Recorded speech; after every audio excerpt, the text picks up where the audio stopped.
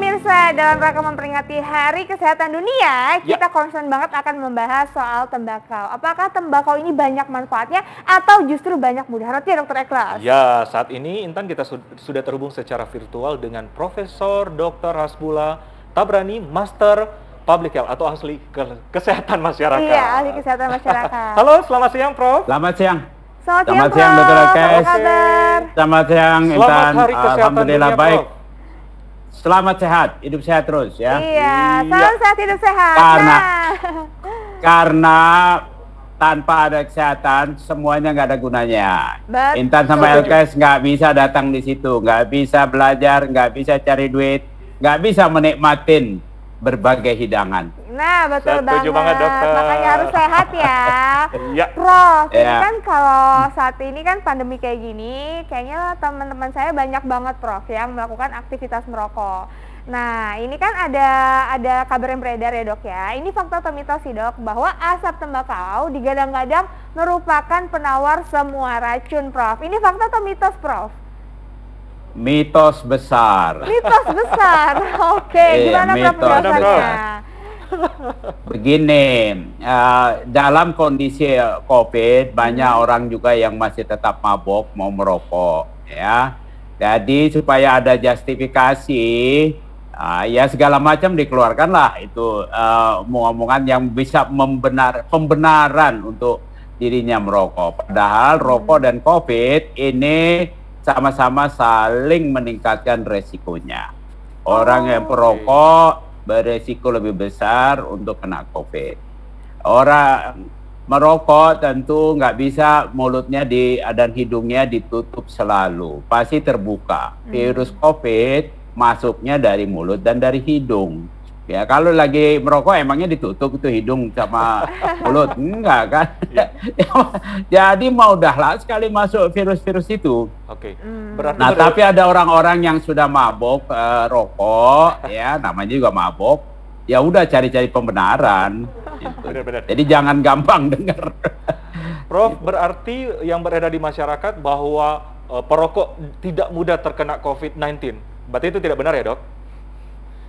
Mitos besar. Mitos Tidak besar ada juga. fakta, tidak ada bukti. WHO sudah berkali-kali menyatakan antara rokok dengan COVID ini saling memperkuat bahayanya, bukan memperkuat manfaatnya. Oke. Nah, ya kita mesti dengar para ahlinya. Nah, ahlinya kan WHO. WHO itu terdiri dari orang-orang di seluruh dunia yang sudah puluhan tahun, baik di klinik maupun di public health, maupun perilaku masyarakat. Ya, mereka sudah selalu tiap hari berkomunikasi, mengumpulkan data dari seluruh dunia, mencari fakta-fakta dan menjelaskan kepada orang lain. Tapi di sisi lain, kita juga tahu ada orang-orang yang terancam, entah bisnisnya, entah perilakunya, sehingga dia mencari pembenaran-pembenaran. Saya kasih misalnya ilustrasi begini, ada kawan saya doyan merokok. Suatu ketika dia baca koran yang dia langganin, ternyata rokok itu menyebabkan di Indonesia 216.000 orang mati setiap tahun karena rokok. Besoknya dia berhenti beli koran, bukan berhenti merokok. Saya udah berekspektasi bahwa temannya Prof berhenti merokok, ternyata Berhenti koran, langganan koran. Oke, dia berhenti langganan koran. Nah, itulah yang kenapa ya sudah mabok, dia susah, dia kagak mau berhenti di situnya. Ya, ini bagian yang kita hadapi di dunia kenyataan banyak hoax itu. Oke. Baik Prof. Nah, kita berkaitan dengan nikotin, mungkin masyarakat beranggapan bahwa nikotin dalam tembakau jauh lebih baik daripada nikotin dalam produk sintetis. Fakta atau mitos, Prof?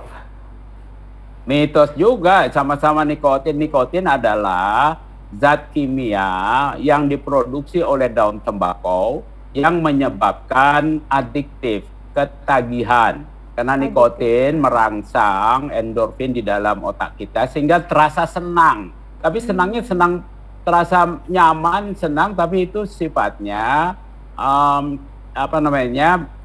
nggak benar, bohong. Jadi membuat perasaan saja sebetulnya ya untuk menutupin berbagai stres dan sebagainya, sehingga kadang-kadang orang dalam stres merokok merasa senang, ya memang karena itu efek yang apa namanya palsu, sesungguhnya membahayakan.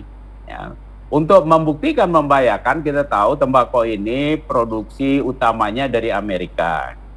Dan kalau kita baca laporan dari Kementerian Kesehatan Amerika yang selama 50 tahun mengobservasi, memantau semua efek-efek rokok selama 50 tahun, itu ada di bukunya, laporannya 1100 halaman ya.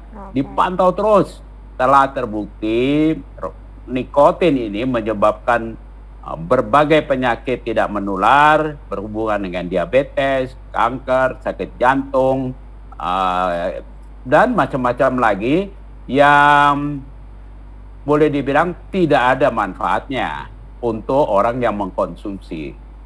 Ya, oleh karena itu jangan heran kalau seluruh dunia tidak ada satu pesawat penerbangan pun yang membolehkan orang merokok. Kenapa? Kan sederhana aja kita tanya itu. Kalau makan minum kan dikasih, mau minum Coca-Cola kayak, mau minum teh, mau minum susu, ada ya, jus. Ya. Kenapa tidak boleh merokok di seluruh dunia? Tentu mereka punya fakta, punya data. Nah, tapi ada orang-orang yang merasa, waduh, kami bisa jualan yang lebih menarik nih. Ini nikotin buatan katanya beda. Iya, kalau namanya garam, ya begitu efeknya, mau dibuatan atau ya, mau Prof, dari ya? laut ya ambil. Oke, Prof, Wong barangnya sama ya. Iya, nah Prof, ini ada lagi nih Prof, saya baca di media online banyak yang beredar, katanya daun tembakau ini menyimpan jutaan manfaat untuk penyakit menular seperti COVID-19, influenza dan juga TBC. Ini fakta atau mitos Prof? Tapi jangan dijawab dulu Prof. Jawabannya nanti sesaat lagi, tetapi hidup sehat. Masih bersama kami di Hidup Sehat. Hidup selalu sehat ya, Intan ya? Selalu sehat, harus Dr. Oke, dalam rangka menyambut Hari Kesehatan Dunia, kita masih membahas mengenai namanya tembakau dan masih bersama Profesor Hasbullah, ahli kesehatan masyarakat. Ada pertanyaan Intan nih yang belum dijawab. Iya, tadi dia belum terjawab. Prof, halo Prof. Ya, bersama kami ya, Prof. Apa kabar? Prof, ini tadi ada pertanyaan belum terjawab. Iya, Prof, nih di media online kan banyak sekali menginformasikan bahwa katanya daun tembakau menyimpan jutaan manfaat untuk penyakit menular seperti COVID-19, influenza dan juga TBC. Ini fakta atau mitos, Prof? Bisa dibilang fakta, jutaan manfaat, tetapi miliaran mudaratnya. Jadi, berarti lebih banyak mitosnya. Mudaratnya lebih banyak. Jadi ya lebih mitos ya. Nggak ada yang bisa membuktikan dia memang bermanfaat. Saya waktu masih kecil bermanfaat pakai daun tembakau untuk mengusir lintah yang nempel di kaki saya. Itu bisa bermanfaat, betul. Tapi kalau masuk ke badan kita ada nikotinnya, ya jadi mudarat. Baik, Prof. Baik, Prof. Tadi kan seperti penjelasan Prof tadi banyak yang segi mudaratnya. Nah, daripada manfaatnya, apa tuh yang dampak paling signifikan daripada sering konsumsi tembakau ini, Prof? Yang jelas penyakit-penyakit kronis, jantung, kanker, apalagi kanker paru, itu sudah sangat berkorelasi tinggi dengan rokok, dengan tembakau. Dan kalau sudah kena kanker paru, sangat sedikit yang bisa survive, yang bisa aman. Dan kalau perlu diobatin, guys, berapa biayanya? Di atas 1 miliar dan paling bisa memperpanjang umur beberapa tahun. Ini sudah menjadi fakta di seluruh dunia. Oleh karena itulah negara-negara yang telah maju, yang telah memahami dan punya komitmen kuat kepada kesehatan rakyatnya, melarang keras rokok di berbagai tempat umum dan juga memaksa perokok membayar denda yang disebut sin tax, pajak dosa, atau di kita disebutnya cukai. Jadi cukai itu bukan kontribusi perusahaan rokok, itu adalah uang denda dari mereka-mereka yang perilakunya tidak sehat, menyebabkan orang lain juga sakit. Oke, ya. baik. Prof, ini kan kalau kita bicara mengenai rokok atau tembakau, ini memang sebenarnya tadi Prof katakan banyak mudaratnya bagi kesehatan masyarakat ya Prof. Tapi bagaimana Prof dengan petani-petani tembakau yang masih menggantungkan hidupnya di mata pencaharian sebagai petani tembakau, Prof? Studi saya, survei saya, hanya sepertiga dari petani tembakau yang betul-betul hanya bertani tembakau, dan keadaan ekonominya jauh lebih jelek daripada petani-petani lain. Studi Bank Dunia juga sama, ya. Jadi petani tembakau ini dijadiin tameng saja. Sebetulnya mereka tidak menikmatin, dan kita masih mengimpor separuh dari tembakau yang kita gunakan untuk bikin rokok dari negara lain.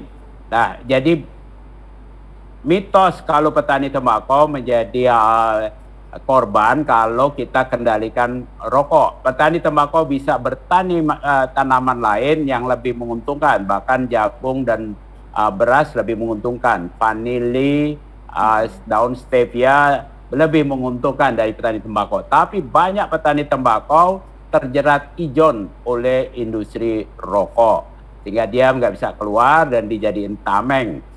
Seolah-olah kalau kita mengendalikan konsumsi tembakau, petani akan jadi korban.